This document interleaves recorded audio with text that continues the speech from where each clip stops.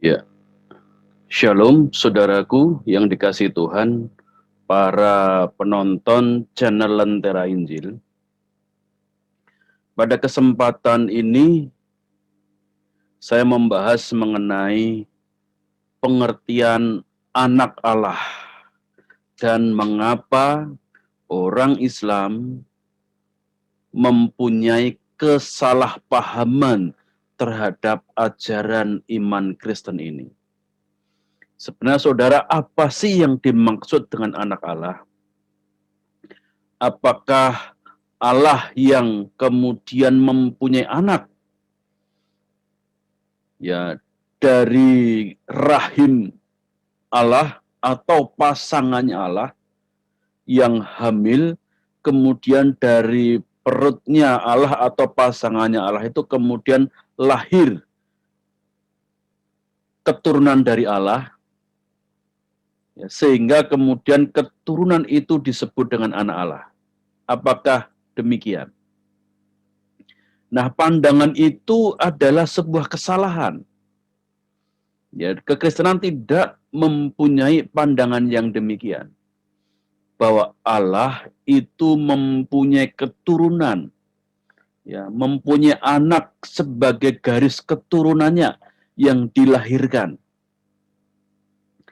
Tetapi pengertian anak Allah atau bahasa teologinya adalah Allah anak, itu sebenarnya mempunyai pengertian metafora.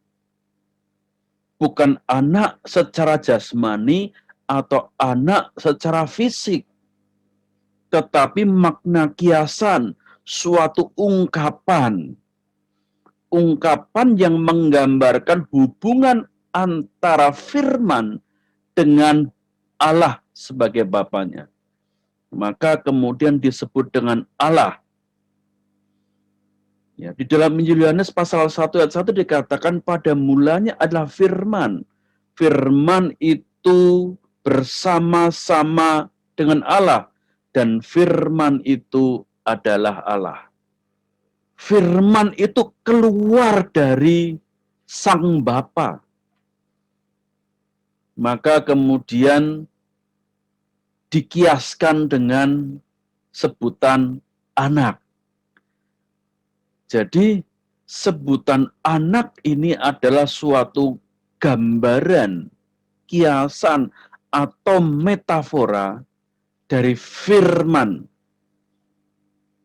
Firman itu bersama-sama dengan Allah dan firman itu adalah Allah. Dan kemudian dikatakan firman itu telah menjadi manusia dan diam di antara kita, dan kita telah melihat kemuliaannya. Inilah yang dimaksud dengan ajaran doktrin Kristen tentang anak Allah. Berbeda pengertiannya dengan kita sebagai orang Kristen yang disebut sebagai anak-anak Allah. Beda. Ya. Atau malaikat yang disebut sebagai anak Allah, beda. Ya, karena suatu istilah itu maknanya bisa berbeda-beda tergantung dari konteksnya. Tergantung dari konteksnya berdasarkan bagaimana ungkapan itu digunakan. Anak Allah dalam konteks pengertian untuk menyebut Yesus adalah pengertiannya adalah Sang Firman yang keluar dari Bapa. Dan firman itu menjadi manusia. Dan ketika Sang Firman itu menjadi manusia, dia diberi nama Yesus.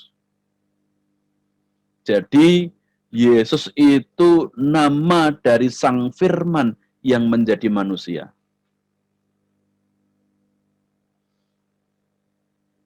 Nah, inilah yang dimaksud dengan Bapa. Ya, Allah Bapa dan Allah Anak dalam pengertian doktrin Kristen. Firman yang keluar dari Sang Bapa itu dimetaforakan dengan sebutan manusiawi, yaitu anak. Jadi bukanlah pengertiannya Bapa, ya, kemudian kawin dengan Maria atau Miriam atau Siti Maryam, kemudian mengandung dan kemudian melahirkan bayi Yesus yang merupakan percampuran antara manusia dengan Allah. Bukan itu. Ya, orang Kristen jauh dari ajaran-ajaran primitif seperti itu. Lalu kenapa orang Islam bisa salah paham tentang ajaran ini? Kenapa saya katakan salah paham? Karena orang Islam menganggap bahwa orang Kristen itu percaya bahwa Tuhan Allah itu bisa beranak dan diperanakkan. Kekristenan, ajaran Kristen juga tidak percaya, tidak ada satupun ajaran Kristen yang mengatakan bahwa Tuhan itu beranak dan diperanakkan. Maka tidak ada dikatakan bahwa Bapa itu memperanakkan Sang Putra, Sang Firman. Tidak ada. Memperanakkan secara fisik, ya, Bapa itu, maka tidak ada dalam ajaran Kristen yang mengatakan Bapa itu memperanakkan Yesus secara fisik. Tidak ada ajaran yang demikian. Lalu akar kesalahpahamannya di mana? Nah, akar kesalahpahamannya, akar penolakannya ajaran Kristen, akar penolakan ajaran Islam terhadap doktrin Kristen, itu karena kesalahpahaman mereka. Mereka menganggap bahwa Isa atau Yesus itu dipercaya oleh orang Kristen sebagai anak jasmani dari Allah.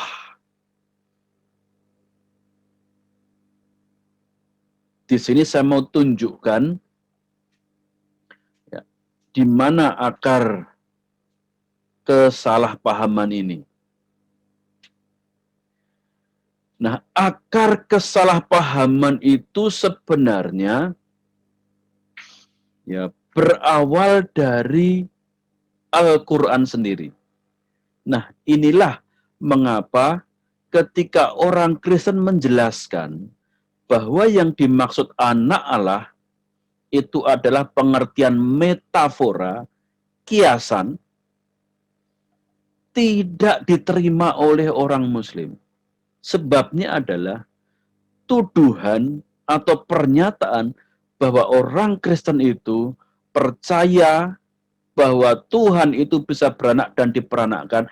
Tuduhan itu sumbernya dari Al-Quran sendiri. Ya, di dalam surat Al-Jin, ya, surat yang ke-72 ayat 3 dikatakan, bahwasanya maha tinggi kebesaran Tuhan kami, dia tidak beristri dan tidak pula beranak. Lalu di dalam surat Yunus, ya, surat yang ke-10 ayat yang ke-68 di sana dikatakan, maka orang-orang Yahudi dan Nasrani berkata, Allah mempunyai anak, Maha Suci Allah.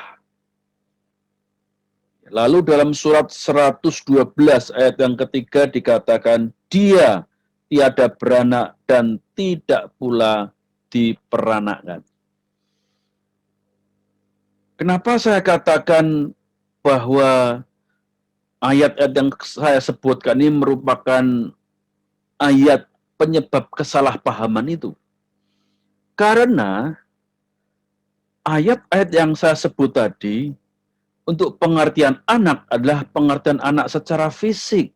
Semua yang dinyatakan oleh Al-Quran inilah anak secara fisik.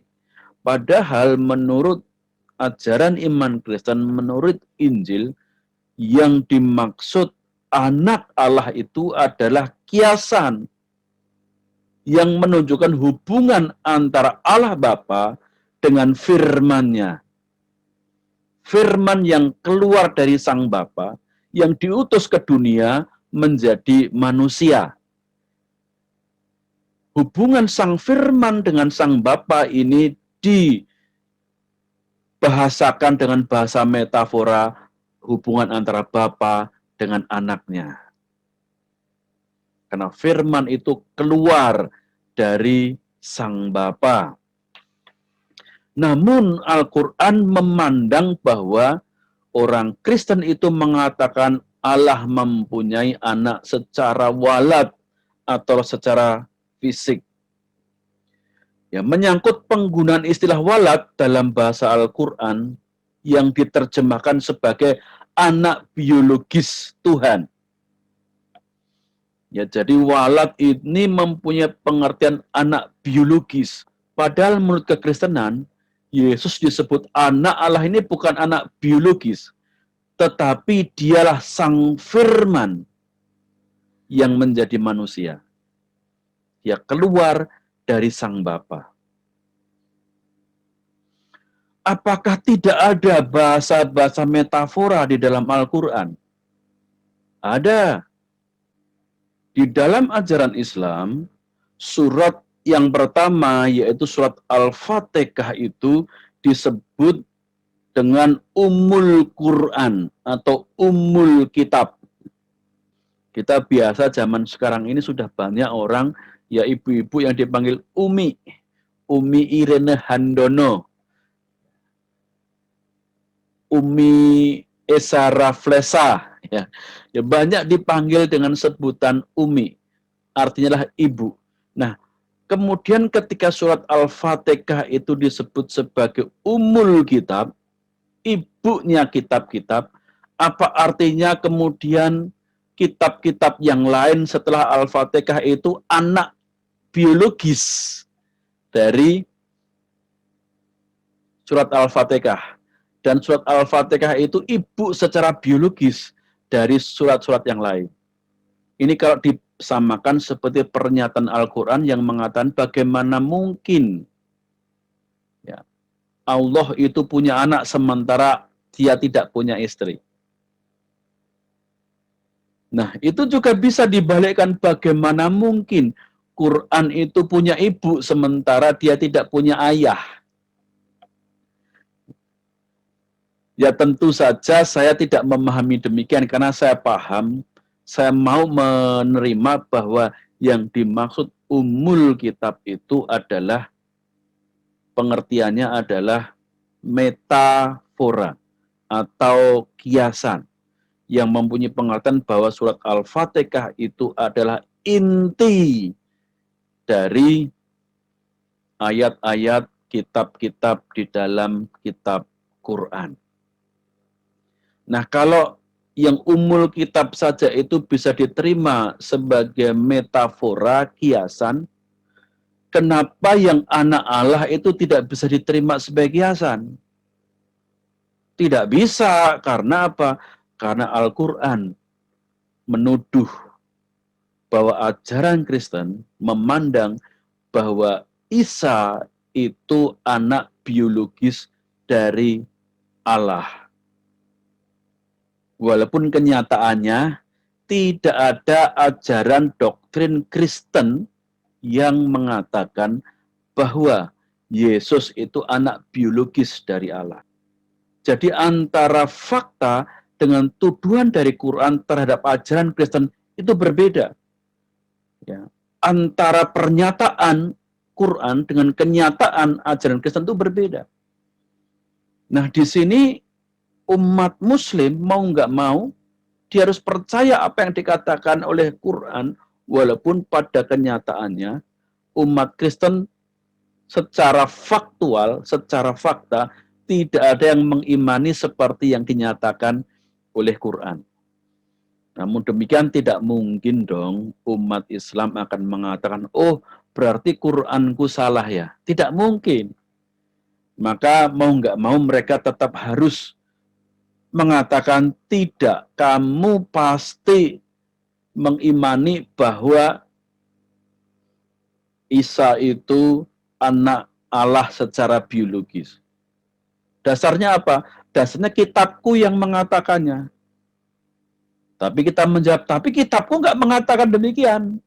Dan faktanya, kami tidak ada yang mengatakan bahwa Isa, Yesus itu anak biologisnya Allah Bapa.